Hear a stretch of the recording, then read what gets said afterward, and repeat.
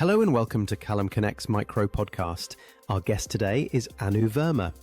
Anu is a trauma recovery and relationship expert who empowers people to understand how trauma shapes their self-worth, identity, and relationships, and how to break the cycle.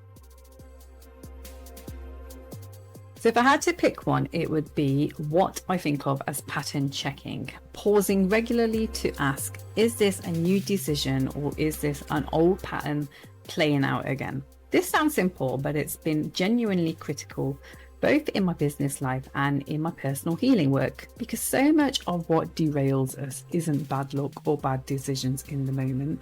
It's old patterns running on autopilot, which can be dressed up as new choices. So in practice, this looks like, before I commit to something, like whether it's a business opportunity, a partnership, even just how I respond to a difficult email, I ask myself, am I doing this because it's actually right for where I am now, or because it feels familiar?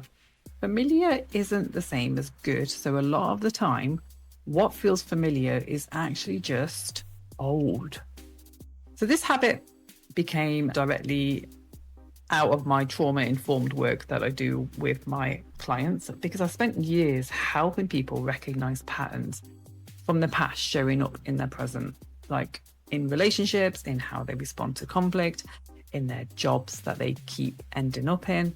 And at one point I realized that I needed to apply that same lens to myself, especially as a business owner and as someone building multiple things at once.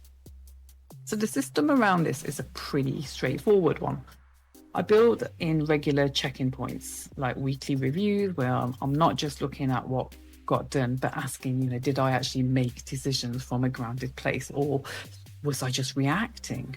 Was I building something aligned with where I actually wanted to go? Or was I just staying busy because busy feels safe?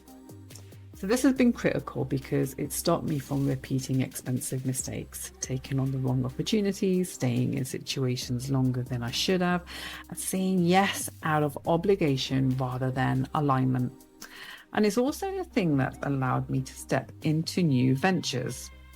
And with a level of clarity, I wouldn't have made these decisions if I was still operating on autopilot. So really, the habit isn't a productivity hack, it's self-awareness. And it's built into a routine and treated as seriously as any business metric.